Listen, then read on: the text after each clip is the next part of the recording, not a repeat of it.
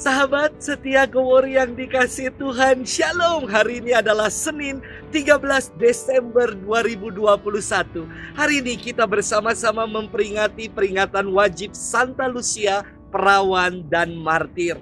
Lucia lahir di Pulau Sesilia, Italia pada abad keempat. Nama Lucia diambil dari kata Latin lumen yang berarti cahaya. Orang tuanya adalah bangsawan Italia yang beragama Kristen. Ayahnya meninggal ketika ia masih kecil. Semenjak remaja, Lucia mengikrarkan dirinya untuk mau mempersembahkan kemurnian dan hidup sucinya bagi Kristus. Namun, ketika meranjak dewasa, ibunya mendesak dia agar dikawinkan dengan seorang pemuda kafir. Tentu saja Lucia menolak hal ini dengan tegas. Pada suatu hari, ibunya sakit keras. Lucia mengajak ibunya untuk berziarah ke makam Santa Agatha dan memohon kesembuhan. Ajaib, doa permohonan mereka dikabulkan. Ibunya menjadi sembuh.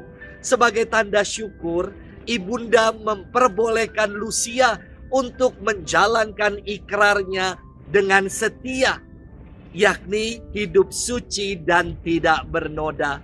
Pada waktu itu, dikala Lucia hidup, Kekaisaran Romawi diperintah oleh Kaisar Diocletianus, kaisar kafir yang sangat bengis. Ia menganggap dirinya sebagai keturunan dewa. Banyak umat Kristiani ditangkap, disesat, disiksa dan dibunuh. Situasi inilah yang menjadi kesempatan bagi pemuda-pemuda kafir untuk balas dendam atas cintanya yang pupus yang ditolak oleh Lucia. Mereka melaporkan identitas keluarga Lucia kepada kaisar, dan kaisar menangkap Lucia, membujuknya dengan berbagai macam cara supaya memperoleh kemurniannya. Tetapi Lucia tidak goyah sedikit pun. Ia bertahan dengan gagah berani. Akhirnya Algojo diperintahkan untuk memenggal kepala Lucia, dan ia wafat sebagai seorang martir pada 13 Desember tahun 304. Hari ini kita akan bersama-sama merenungkan firman Tuhan yang diambil dari Injil Matius 21 ayat 23 sampai dengan 27. Mari kita siapkan hati kita. Haleluya, haleluya, haleluya. Perlihatkanlah kepada kami kasih setiamu ya Tuhan, dan berilah kami keselamatanmu. Haleluya, haleluya, haleluya. Tuhan bersamamu dan bersama rohmu. Inilah Injil suci menurut Matius. Dimuliakanlah Tuhan. Pada suatu hari Yesus masuk ke bait Allah. Ketika ia sedang mengajar, datanglah imam-imam kepala dan pemuka-pemuka bangsa Yahudi kepadanya. Mereka bertanya, "Dengan kuasa manakah engkau melakukan hal-hal itu? Dan siapakah yang memberikan kuasa itu kepadamu?" Jawab Yesus kepada mereka, "Aku juga akan mengajukan satu pertanyaan kepadamu. Dan jika kalian memberi jawabnya, aku pun akan mengatakan kepada kalian, dengan kuasa manakah aku melakukan hal-hal itu. Nah, dari manakah pembaptisan yang diberikan Yohanes? Dari surga atau dari manusia?" Mereka lalu berunding satu sama lain.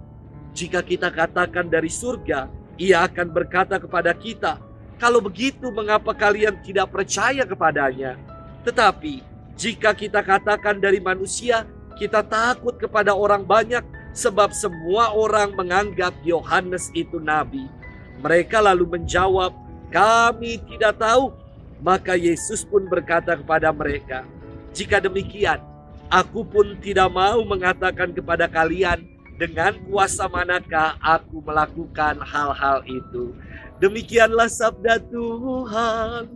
Terpujilah Kristus. Sahabat setia Gowor yang dikasihi Tuhan, Shalom. Beberapa waktu lalu gereja kami mengadakan seminar bersama dengan Monsinyur Vitus, Uskup Keuskupan Padang. Ada umat yang bertanya kepada saya, "Romo, kenapa belt Romo warnanya hitam dan belt yang dipakai oleh Bapak Uskup warnanya ungu?" Saya menjawab, kalau dalam taekwondo, sabuk hitam lebih tinggi jabatannya daripada sabuk ungu. Namun dalam pelayanan dan dalam hierarki gereja, sabuk hitam, warna hitam melambangkan warna ketaatan. Dan warna ungu menjadi simbol kepemimpinan dalam jabatan uskup. Sahabat setia Gowori yang dikasihi Tuhan, dalam firman hari ini dikisahkan para imam dan pemuka agama Yahudi yang mempermasalahkan kuasa yang dibuat Yesus. Mereka bertanya, "Dengan kuasa manakah engkau mengajar dan melakukan berbagai macam mujizat? Dan siapakah yang memberi kuasa itu kepadamu?"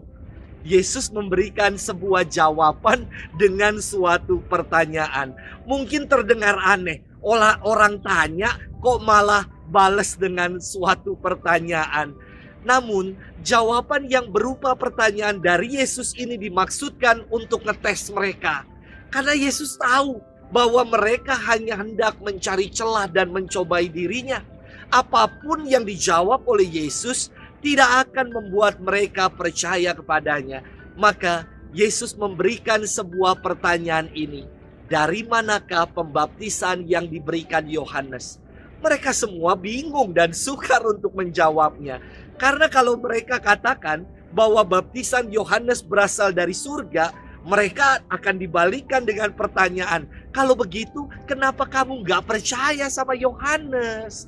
Tapi kalau mereka katakan baptisan Yohanes itu dari manusia, mereka takut akan orang banyak yang menganggap Yohanes sebagai seorang nabi. Maka yang dikatakan oleh mereka menjawab, "Kami tidak tahu." Ini adalah sebuah jawaban yang hanya sekedar cari aman berupa pengalihan isu saja. Sahabat setia Gowori yang dikasihi Tuhan, kuasa Yesus jelas turun dari surga karena Dia adalah Sang Mesias Immanuel, Allah yang beserta kita. Mari jangan ragu lagi, sebab kuasanya sanggup melakukan segalanya dan tiada yang mustahil baginya.